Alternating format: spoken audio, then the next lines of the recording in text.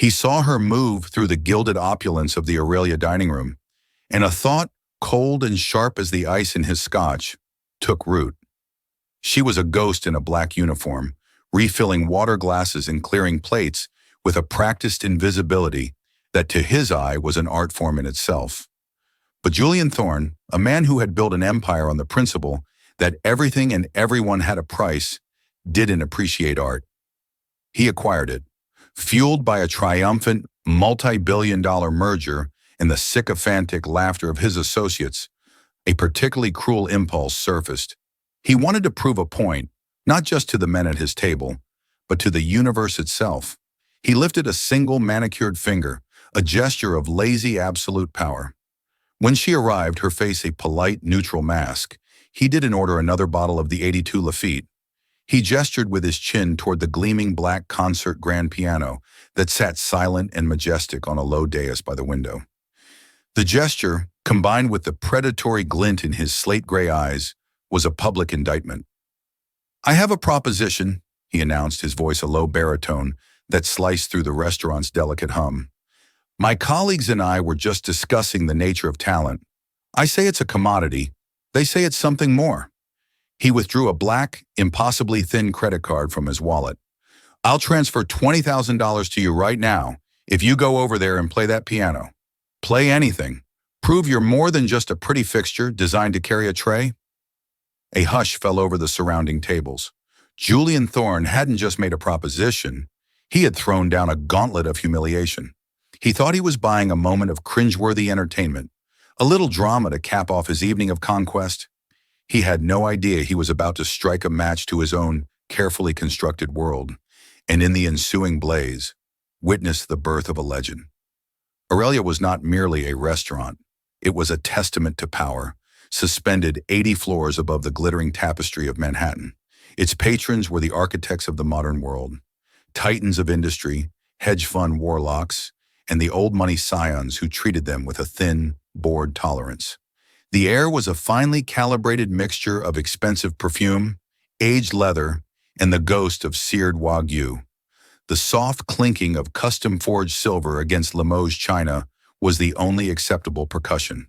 For the staff, it was a nightly ballet of servitude, performed on a stage of polished marble.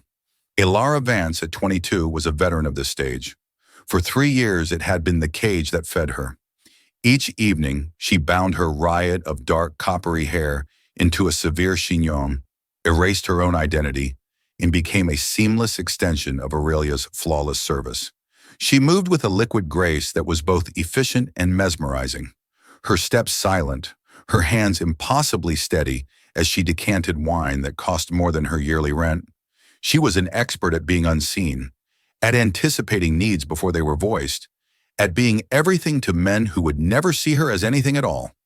Tonight, the apex predator in this gilded ecosystem held court in the prime corner booth. Julian Thorne. At 38, he was the Wolf of Wall Street, the CEO of Thorne Global, a private equity firm that didn't just acquire companies, it consumed them, leaving nothing but shareholder value in its wake. He was brutally handsome, with a face that looked as though it had been carved from impatience and granite. His custom-tailored suit was a whisper of dark wool and power, a Patek Philippe watch, a subtle gleam of celestial mechanics on his wrist. Ilara had been to his table 4 times. He had never once made eye contact. He spoke in clipped, decisive sentences to his 2 associates, their conversation a litany of vanquished rivals and restructured assets. They were celebrating the hostile takeover of a century-old manufacturing firm. They talked about loyalty to their employees, Julian was saying, a smirk touching his lips as Ilara refilled his water glass. As if loyalty isn't just a deferred payment plan. Sentiment is the most expensive and useless luxury in business, gentlemen. Find the pressure point, find the price, and everything collapses. One of his associates, a younger man named Marcus with kinder eyes, shifted uncomfortably. "I don't know, Julian. My grandfather believed some things were sacred. A craftsman's skill, an artist's vision." Julian let out a short, dismissive laugh. "Your grandfather sold his company to me for $300 million, Marcus. His sacred vision had a price tag. Everything does." It was then that his gaze, sweeping the room, with the casual disdain of a king surveying his court, finally snagged on Alara as she turned from their table. He watched her for a moment longer than necessary. He saw the ramrod straight posture, the controlled elegance in the way she balanced a heavy silver tray. But in his cynical calculus, it registered not as inherent dignity, but as meticulously practiced subservience. That's when the cruel, scotch-soaked idea bloomed. He would demonstrate his philosophy in real time. He lifted that single imperious finger. Waitress. Ilara's heart did a nervous little stutter step. Being summoned personally by Julian Thorne was akin to being called into the headmaster's office. You knew with chilling certainty it wasn't for a commendation. She approached, her hands clasped behind her back, her face serene. Yes, sir? He didn't ask her to lean in. He made her stand at the edge of the booth, a supplicant before a throne. He leaned forward, his voice low but carrying with practiced ease in the suddenly attentive silence. He pulled out the black card. He didn't offer it, he brandished it. I have a proposition for you, he began, the smirk returning. My associate here is a sentimentalist. He believes in things like innate talent, untouchable dignity. I, on the other hand, believe in market forces. He tapped the card on the white linen tablecloth. $20,000, transferred to any account you name. Right here, right now. All you have to do is go play that piano for us. A collective stifled gasp rippled through the nearby tables. Alara felt a wave of heat crawl up her neck. This was a public vivisection. He wasn't just offering money, he was demanding she put her dignity on the auction block for his amusement. He wanted to see her grapple with her poverty, to watch her pride crumble before the sheer, brute force of his wealth. He wanted to prove that she, like the company he'd just disemboweled, was just another asset to be leveraged and controlled. Sir, she began, her voice a whisper. You heard me, he said, his voice gaining volume, enjoying the rapt audience. Go on, clear a little space by the piano. Entertain us. Show us what you're worth. Is your pride worth more than 20 grand? I doubt it. Her manager, a perpetually flustered man named Mr. Dubois, was already gliding toward them, his face a mask of horrified apology. But Julian Thorne was a gravitational force. You didn't interrupt his orbit. Alara looked at Julian's face. She saw the cold, clinical curiosity in his eyes, the absolute certainty that he had her pinned, dissected, and labeled. He saw a girl in a uniform. He saw overdue rent, utility bills, the desperation of a life lived on the margins. And he was right. She was desperate, but not for the reasons he imagined. Her mind didn't fly to her cramped apartment in Astoria or her mountain of student loan debt. It flew to a small, tidy house in a forgotten corner of Queens. It flew to the faint scent of lavender in old books, to the worn armchair where her grandfather, Arthur, now sat. His once brilliant hands, hands that had taught her everything, trembling with the relentless progress of Parkinson's. She thought of her grandmother, Helen, whose quiet strength was beginning to fray under the strain of being a full-time caregiver, of juggling prescriptions and specialists whose invoices arrived with the punctuality of a ticking clock. $20,000 wasn't just money, it was 6 months of a specialized physical therapist who could help Arthur maintain his mobility. It was a home health aide for a few hours a day so Helen could have a moment's peace. It was a down payment on a mountain of medical debt that was slowly, inexorably drowning them. It was a breath of air. Her pride, the armor she had forged over years of quiet hardship, felt as thin and fragile as spun glass. It was a luxury she couldn't afford, but surrender was not in her blood. A different kind of fire, one she had banked for so long it had almost cooled to embers, began to glow deep within her. She met his cold, slate-gray gaze, and for the first time, her own eyes, a startling clear shade of blue, were not neutral. They were direct, bottomless, and held a story that momentarily silenced him. She gave a single sharp nod. Fine. The word was a whip crack in the silent room. But not for your entertainment, she added, her voice suddenly resonant and clear, stripped of its waitress whisper. For the fee. She gestured toward the grand piano. And you will pay in advance. Julian Thorne's smirk widened into a triumphant, predatory grin. He had won. He snapped his fingers, and within a minute, a portable payment terminal appeared at the table. He took her worn debit card, the gesture dripping with condescension, and processed the transaction with swift, dismissive taps. A receipt for $20,000 spooled out. He tore it off and held it out to her. "Your earnings," he said, his voice laced with mocking victory. Ilara took the slip of paper. Her hand did not shake. She folded it once and tucked it into her apron pocket. Then she turned her back on him, on his entire world of callous transactions, and walked toward the piano. As she walked, she began to unpin her hair. The severe chignon unraveled, and a cascade of dark, coppery waves tumbled down her back, catching the light of the crystal chandeliers like captured fire. She slipped off her sensible black work shoes, her bare feet making soft, deliberate contact with the cool marble floor. The room was now utterly, profoundly silent. Every diner, every waiter, every busboy was frozen, a tableau of suspended disbelief. Julian Thorne leaned back in his booth, crossing his arms over his chest. He was ready for the clumsy, embarrassing spectacle he had paid for. He was ready for his victory lap. He was about to be utterly, catastrophically, and beautifully annihilated. Ilara stood in the pool of soft light illuminating the Steinway, the glittering skyline of Manhattan, a silent, indifferent audience behind her. She closed her eyes for a single centering breath. In that moment, the starched uniform felt like a costume from a life she no longer inhabited. The opulent restaurant, the smug billionaire, the silent onlookers. They all dissolved, replaced by the familiar scent of lemon oil and old wood, the comforting weight of ivory beneath her fingertips. She could hear her grandfather Arthur's voice, a warm, patient rumble from a decade ago.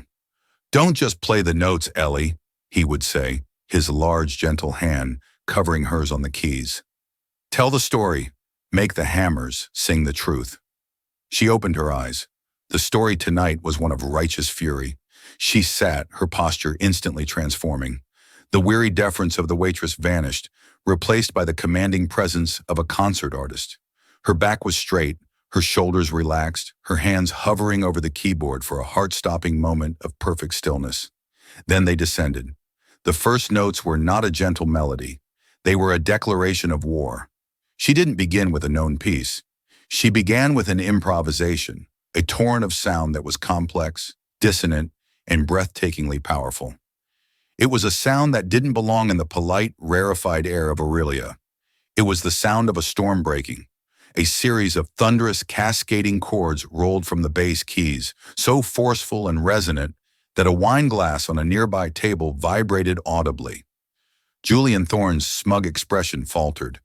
This wasn't the clumsy rendition of chopsticks he had anticipated.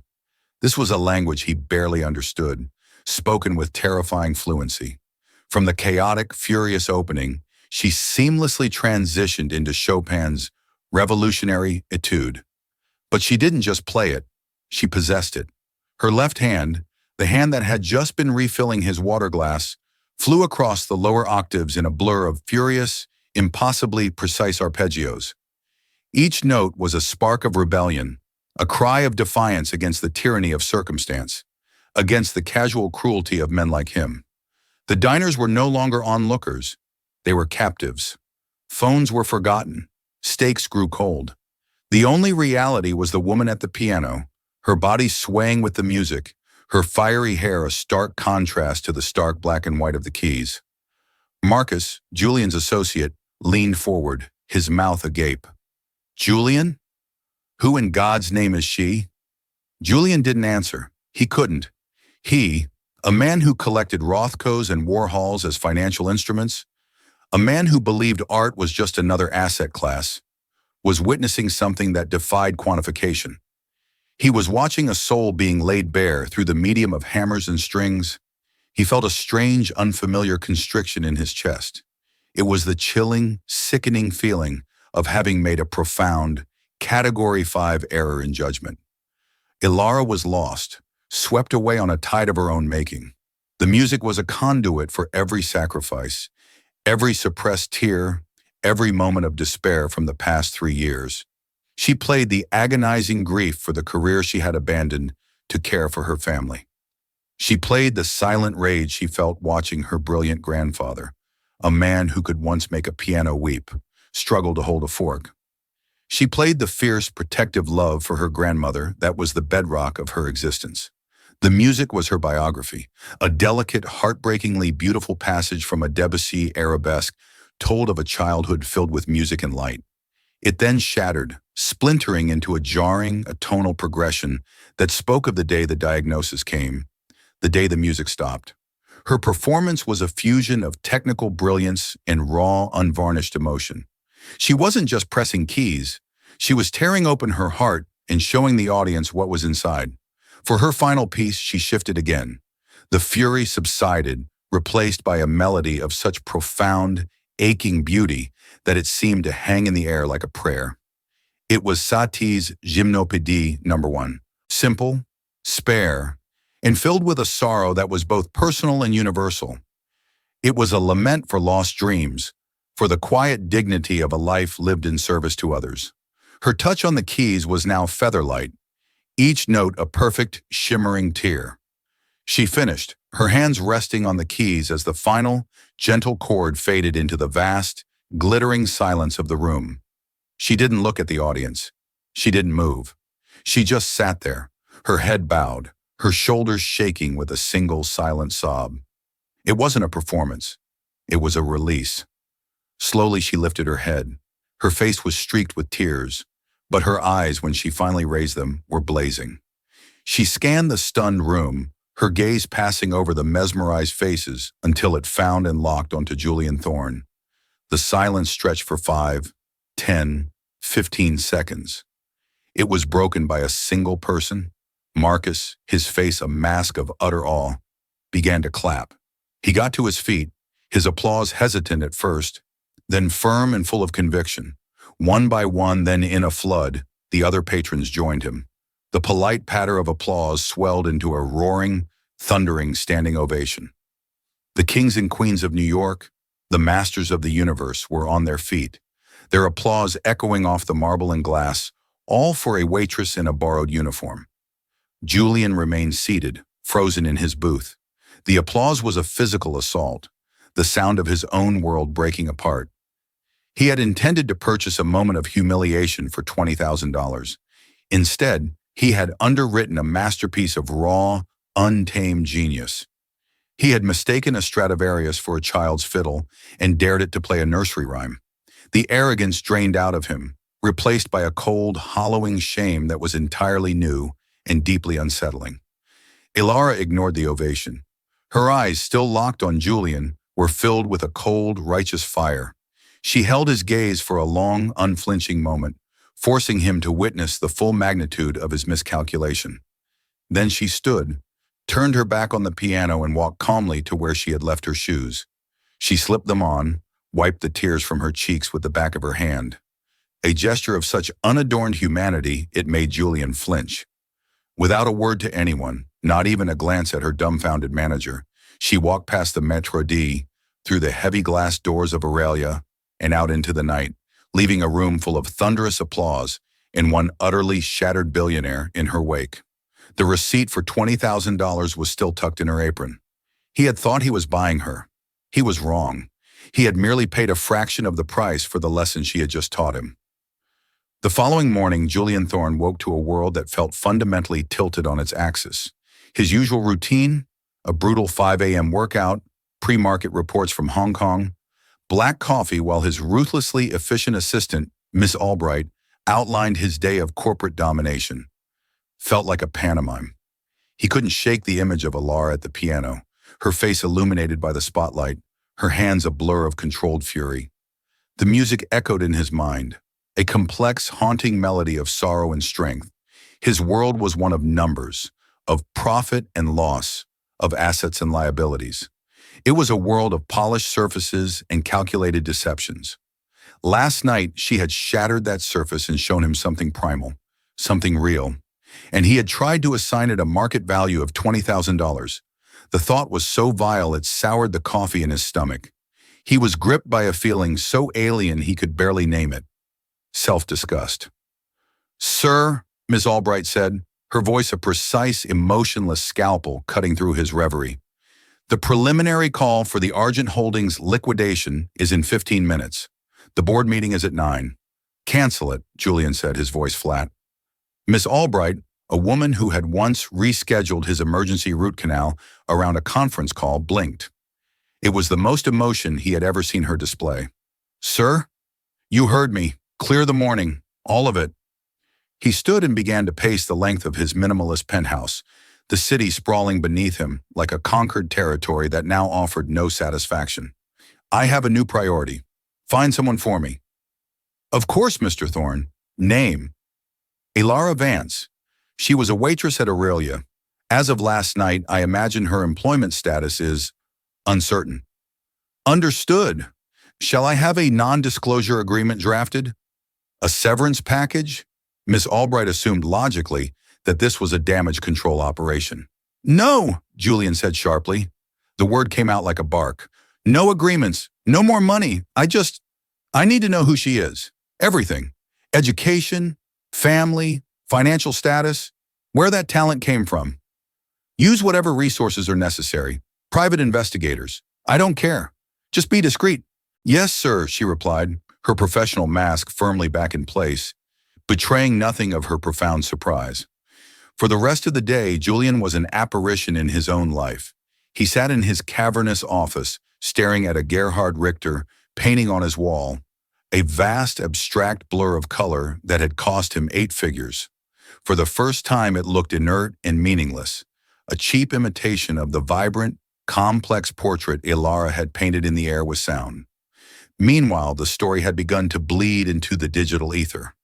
Not from Aurelia's patrons, whose code of silence was as rigid as their prenuptial agreements, but from the staff.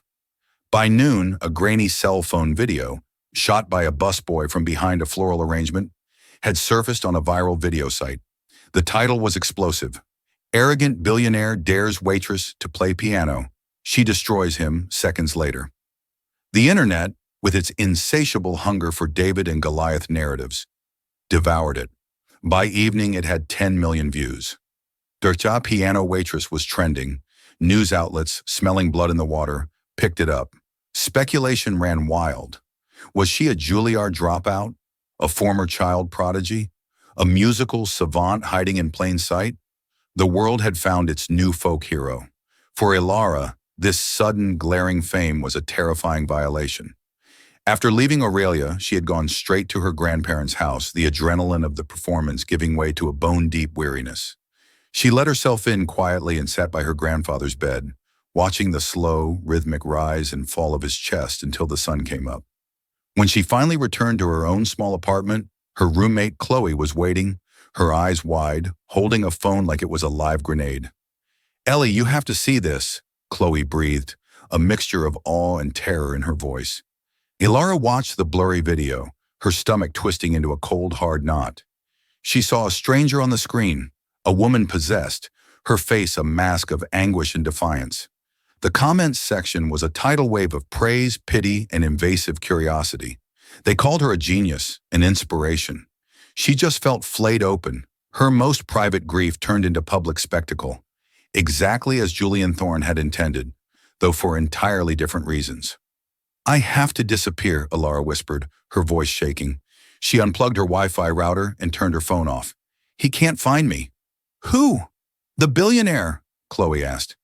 "Ellie, what he did was monstrous, but people are offering you scholarships." A scout from the Curtis Institute of Music left a comment. "It's pity, Chloe. It's charity because some rich monster made a spectacle of a poor girl. It's not about the music anymore. It's about the story. That's not how I wanted to go back." She paced their tiny living room, the walls feeling like they were closing in. The $20,000, which she had already arranged to be transferred to the home care agency, felt like blood money, the price of her soul's privacy. The next 2 days were a siege. Journalists began buzzing around her apartment building. She had to use the back fire escape to get out to visit her grandparents, wearing a hoodie and sunglasses, her head bowed against the prying eyes of the world.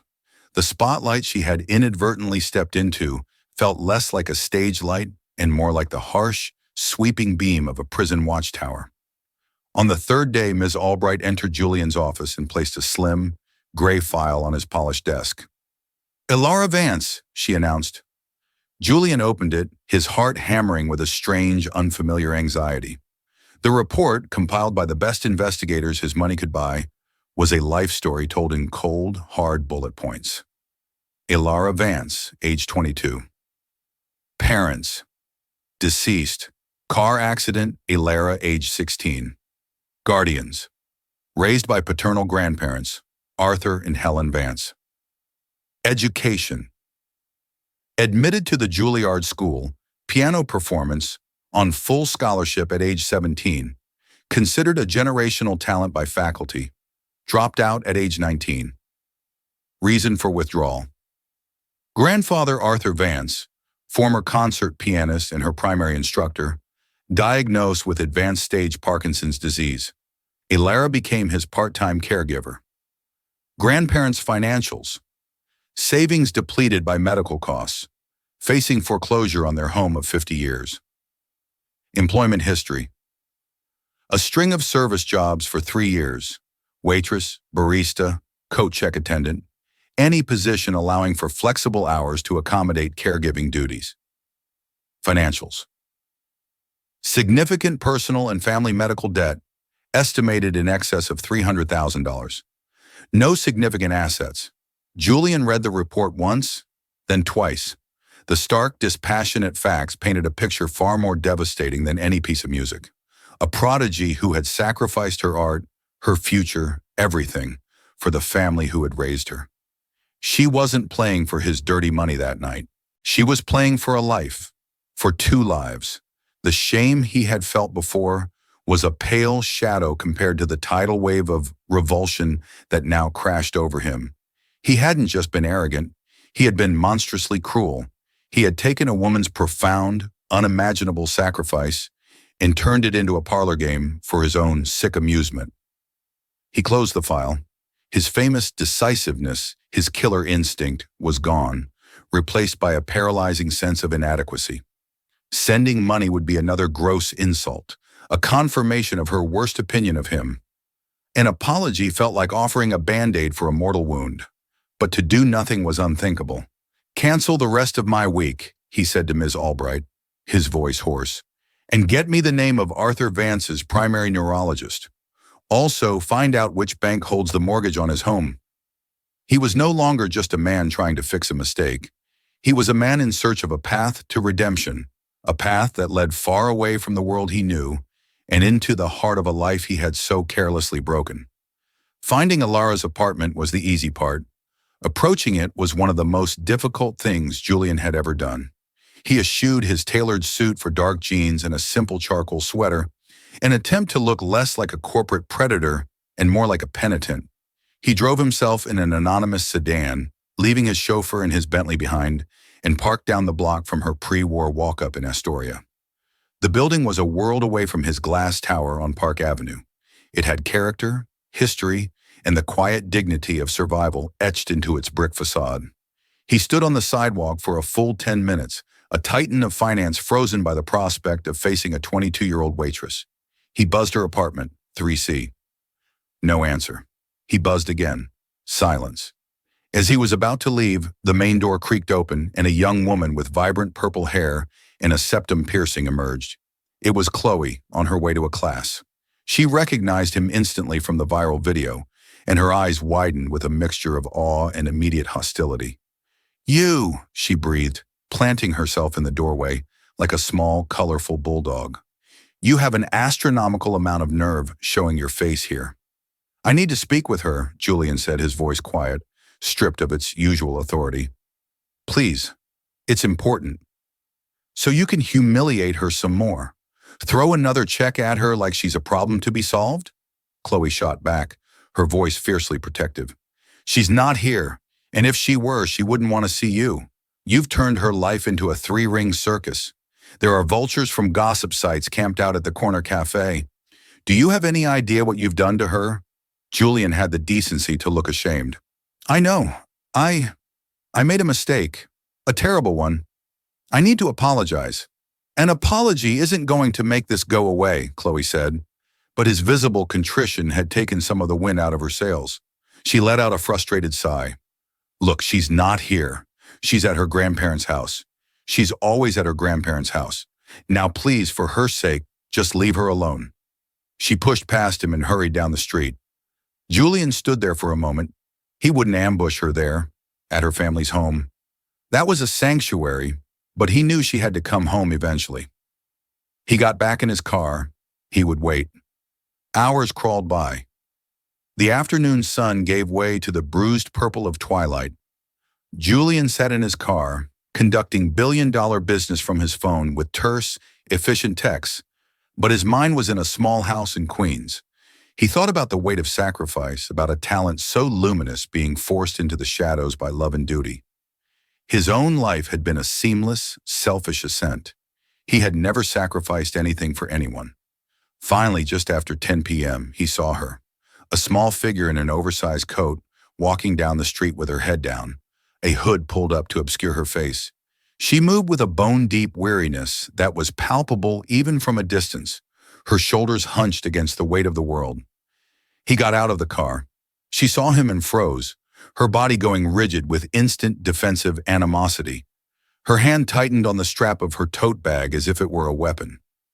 "What are you doing here?" she asked, her voice flat and cold as the November air. "Miss Vance, Alara," he began, taking a cautious step toward her. She took a matching step back. "I came to apologize."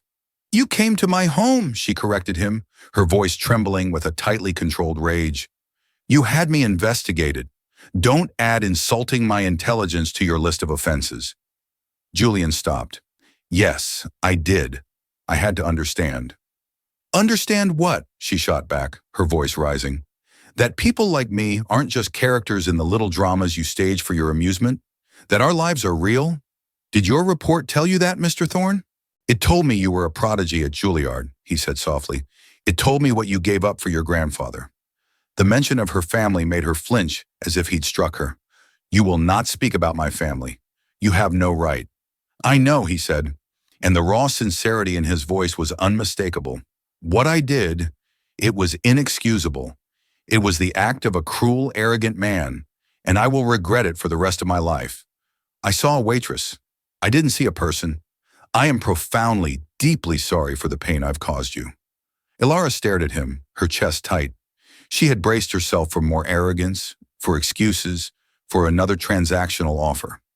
She had not been prepared for this quiet, soul-deep shame. It disarmed her, but the anger was still a protective wall around her heart. "Your apology doesn't make the reporters go away," she said, her voice brittle. "It doesn't give me my privacy back. It doesn't change the fact that now, when people look at me, they see a charity case." "I want to help," Julian said, reverting to the only method he knew. "My foundation can set up a grant, a full ride to any conservatory in the world.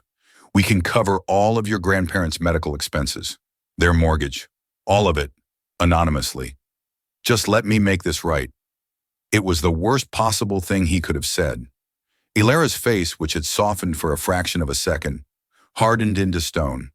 A bitter, mirthless laugh escaped her lips. "Make this right? You still don't get it, do you? You think this is a problem your checkbook can solve? You think you can just erase the ugly thing you did by throwing money at it? My talent, my family's health, my life. They are not for sale, Mr. Thorne. They never were." She took a deep, shuddering breath, her eyes glittering with unshed tears of pure fury. "The $20,000 you paid me, it's covering my grandfather's care for the next few months. That is the only transaction you and I will ever have. Thank you for that. And now I want you to leave, and I never ever want to see you or your money again." She turned on her heel and walked to her building without looking back, her key scraping against the lock. Julian stood on the empty sidewalk, the cold biting at his skin. Her words echoed in the silence, a final, damning verdict.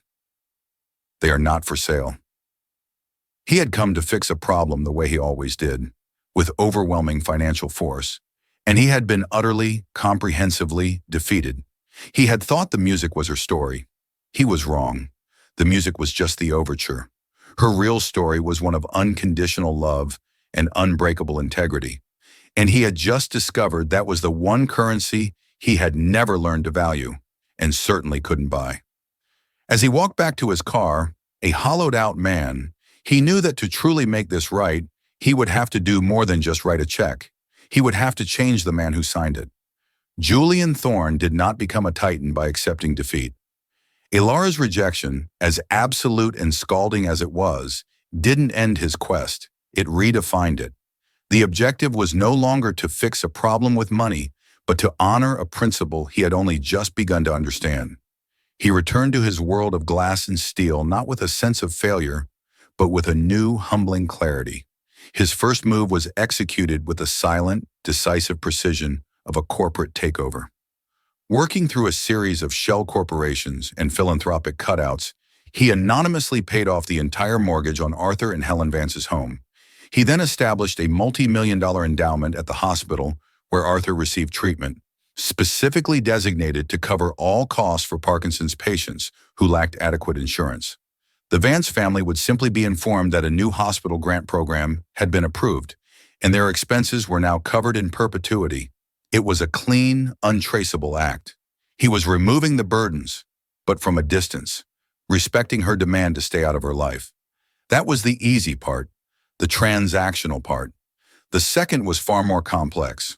Elara had rejected his charity because it was a handout, an attempt to buy his way to a clear conscience. He needed to create an opportunity, not an offer. He needed to build a stage worthy of her talent, not a gilded cage. He spent the next 2 weeks in a self-imposed exile from his usual world of hostile takeovers. He leveraged his vast network not for financial intelligence, but for artistic and academic consultation. He met with the deans of Juilliard and the Curtis Institute, with conductors of major symphonies, with the heads of artistic foundations. He wasn't trying to buy his way in.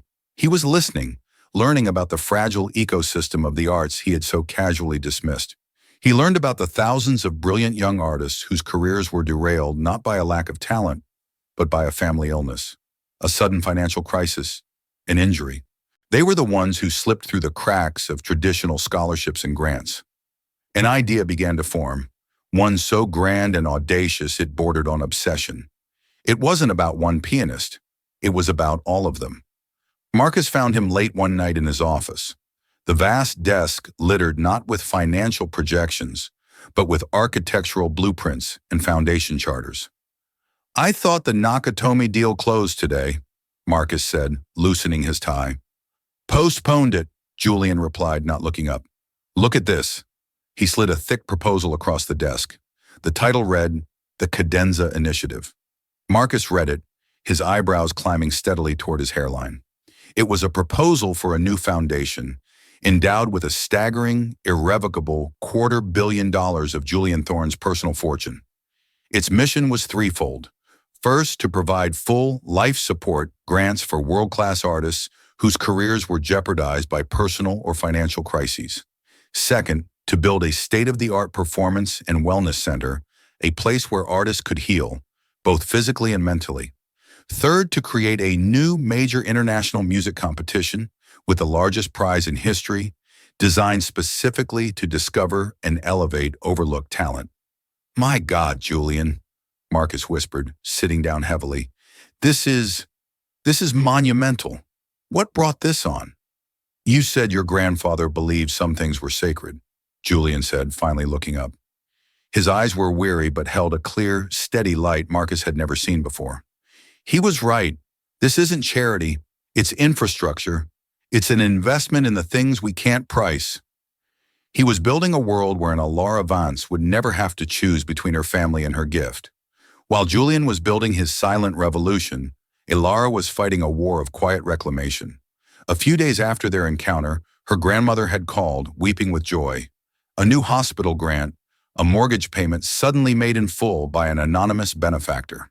It was a miracle. Ilara felt a wave of overwhelming relief, so profound it almost brought her to her knees. She didn't question its source too deeply. She accepted it as a long-overdue act of grace from a cruel universe. With the suffocating weight of financial desperation lifted, the ghost of her own abandoned future began to stir. The viral video had faded, but its echoes remained. She'd received dozens of offers, but they all felt tainted, rooted in the sensational story, not the music. She ignored them, but a seed had been planted. She started renting a small, dusty practice room with a battered upright piano by the hour. At first, her fingers were stiff, her muscles protesting. The effortless fluidity was gone, replaced by a frustrating clumsiness. But she persisted. Every day she played scales for hours, rebuilding her strength, her muscle memory slowly, painfully, reawakening. She was reclaiming herself, one note at a time. One afternoon, a new player entered the game.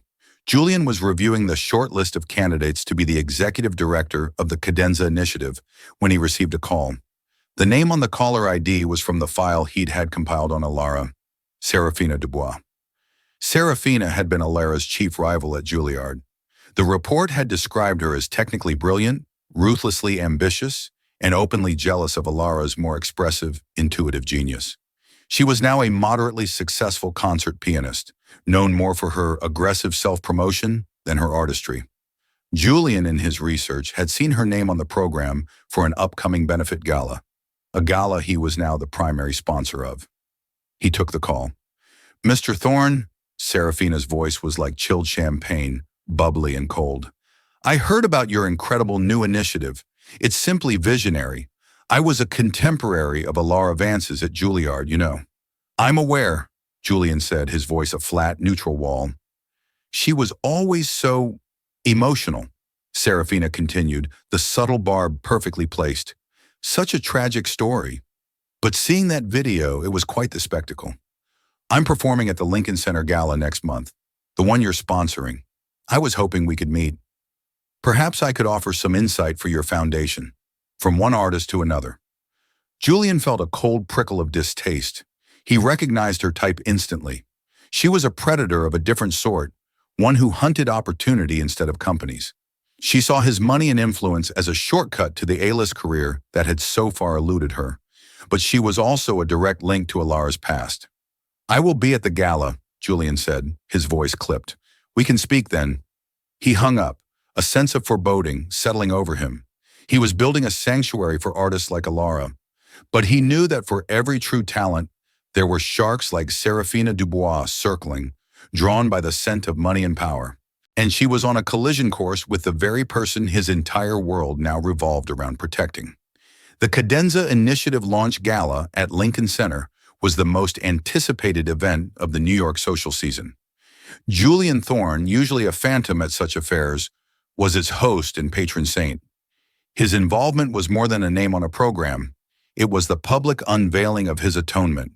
He moved through the glittering crowd, a man fundamentally changed. The arrogant swagger was gone, replaced by a quiet, watchful gravity. He had sent a personal invitation to Alara, delivered by a bonded courier. It contained no apology, no offer of money. Just a simple, elegant card with a handwritten note. "This is not for me. This is for the music. The stage is yours if you ever want it again." No strings attached. She hadn't replied. He hadn't expected her to. He found Marcus by the champagne fountain. "Any sign?" Julian asked. Marcus shook his head. "I didn't think she'd come, Julian. It's too much. Too public. But what you've built here, it's real." "It's just a building and a bank account until it helps someone," Julian replied, his gaze distant. His attention was broken by a voice like honey laced with shards of glass. "Mr. Thorne, so wonderful to see you putting your resources towards such a worthy cause." He turned to see Serafina Dubois, a vision in a scarlet gown that clung to her like a second skin. Her smile was dazzling, but it never touched her cold, assessing eyes. "Ms. Dubois," Julian said, his voice coolly polite, "I'm looking forward to your performance. I do hope it lives up to the raw emotion we've all been treated to lately," she said, her words a poison dart aimed at an absent rival. "It's astonishing what passes for talent these days. Some of us dedicate our lives to technical perfection. Others just need a moment of public desperation and a viral video." Julian's jaw tightened. "Talent is talent, Ms. Dubois. True artistry has a way of making itself known, with or without a camera." Serafina's smile faltered for a microsecond before she recovered. "Of course. It's just that I knew Alara. I know her history. I worry she's being exploited. She's always been so fragile. It would be a tragedy if her little moment of fame ended up breaking her completely. It was a masterclass in character assassination disguised as concern. Julian saw through it instantly. This woman wasn't worried about Alara. She was terrified of her. Terrified that the raw, untamed genius of her old rival could, in a single performance, render her own years of polished, soulless perfection irrelevant. "Your concern is noted," Julian said, his voice leaving no room for further discussion. He turned his back on her and walked away, leaving Serafina fuming behind her flawless smile. Backstage, Serafina waited in the wings, her heart pounding with a toxic mix of ambition and rage. Her performance was the evening's centerpiece, but her mind was consumed by Julian Thorne's dismissal and the ghost of Alara Vance that hung over the entire event. She had spent years clawing her way to this stage, savoring the fact that her greatest rival had simply vanished. Now that rival was the most famous pianist in the world because of an emotional outburst in a restaurant. The injustice of it was a bitter acid in her stomach. Her phone buzzed. A text from a pet journalist at a notorious online gossip rag. "Any dirt on the piano waitress? Rumor is Thorne is obsessed." A venomous, brilliant idea took root. She typed a rapid reply. "Source says Thorne is trying to force her back into the spotlight tonight. She's here, but she's a mess. Emotionally unstable. He's manipulating her for a PR stunt. Tragic." It was a lie, but a perfectly crafted one. It painted Julian as a predator and Alara as a pathetic, broken victim. It cheapened her talent, reducing her art to a symptom of a breakdown. She hit send, a cruel smile touching her lips. The story would be online before she even played her first note. Across town, Alara was not at the gala. She was in her small, rented practice room, coaxing a Chopin nocturne from the keys of the battered upright. The music was her sanctuary, the one place the world and its noise couldn't touch her. Julian's invitation sat on the lid of the piano. "The stage is yours." A part of her was tempted, but the larger part, the part that remembered Serafina's casual cruelty and the sting of public exposure, was terrified. She wasn't ready. As she finished the piece, she reached for her phone to check the time. A news alert had just popped up. The headline made her blood run cold. "Billionaire Julian Thorne pressures waitress pianist into gala appearance. Friends fear for her fragile mental state." The article was short, vicious, and quoted an anonymous Juilliard contemporary, unmistakably Serafina, who expressed deep concern for Alara's well-being, painting her as an unstable pawn in Thorne's grand philanthropic game. Alara sank onto the piano bench, the phone slipping from her numb fingers. It was happening again. Her story, her life, twisted and sold for clicks. But this time was different. This wasn't the callous act of a stranger. This was the calculated malice of a rival. And they were using her pain to attack Julian, the one person who, in his own flawed and complicated way, was trying to build something beautiful from the ugly mess he had made. The fire she had felt at Aurelia, the one she thought she was learning to temper and control, roared back to life, white-hot and clarifying. They thought she was fragile, a victim, a pawn. She stood up, her body trembling, not with weakness, but with a surge of pure, unadulterated purpose. Her quiet reclamation was over. It was time for a revolution. She grabbed her coat, her bag, and Julian Thorne's invitation. She wasn't going to hide from their lies. She was going to burn them to the ground with the truth. Serafina Dubois wanted a ghost. She was about to get a resurrection. Alara Vance was going to the gala. She arrived at Lincoln Center not as a guest, but as a gale force. Dressed in her simple black slacks and sweater, she was a stark slash of reality against the brocade and sequins of the gala. The name Alara Vance was a magic word that parted the sea of security and staff, who rushed her backstage as if she were royalty. She found Julian in a small office surrounded by his panicked team, a printout of the slanderous article on the table before him. He looked up as she entered, and the deep worry on his face was instantly replaced by something else, pure, unadulterated awe. "I saw the article," she said, her voice clear and steady as a struck chord. There was no fear in it, only resolve. "It's a lie. You offered me a stage. I'm here to use it." This was not the humiliated waitress from Aurelia. This was not the frightened girl hiding in Queens. This was a warrior claiming her ground. Julian looked past her at the bewildered stage manager. "The program has changed," he commanded, his voice ringing with an absolute authority he hadn't felt in weeks.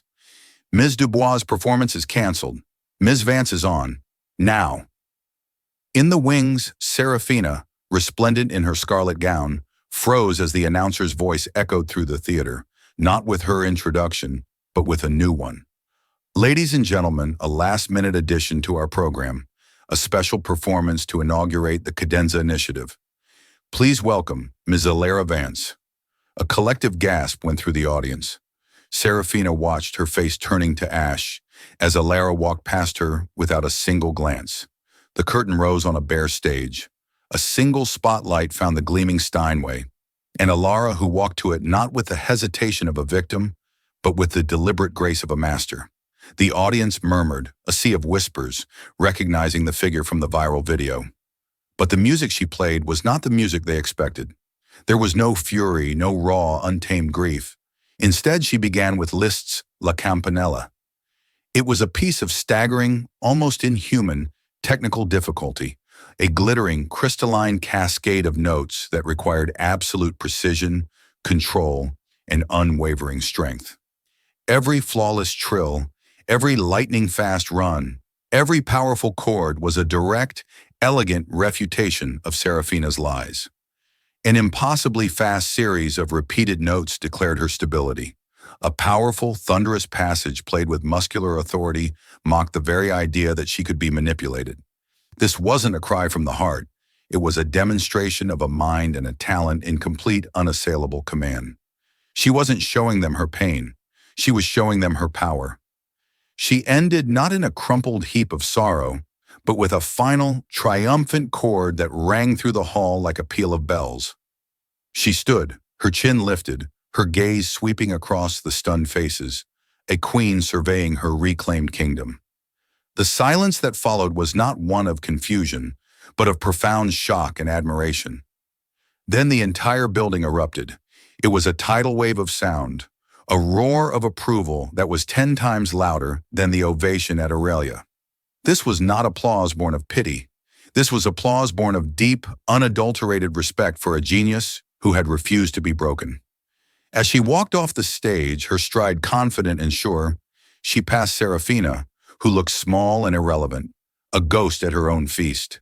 Alara didn't even acknowledge her. Her victory was so total, so complete, her rival had ceased to matter. She found Julian waiting in the shadows of the wings. The vast, complicated space between them, a space filled with money, shame, power, and pain, had finally vanished. All that remained were two people who had, at last, seen the truth of each other. "Thank you," she said, the words simple and direct. "For the stage." "Thank you," he replied, his voice thick with an emotion she now recognized as reverence. "For reminding us all what true strength looks like." He didn't offer her a contract or a grant or a check. He offered her something far more valuable. "The Cadenza Initiative needs an artistic director," he said, his voice quiet but sure. "Someone who understands what it's like to fight. Someone who knows the difference between the price of a performance and the value of the music. Someone who can build a stage for others." He held out his hand. It wasn't an offer of charity, it was an offer of partnership. She looked at his outstretched hand, then into his eyes. She saw not a billionaire, but a man who had been humbled and remade. A man who had finally learned the value of the things that could never be bought or sold. She placed her hand in his. A new piece, more complex and beautiful than any they had played alone, was just beginning.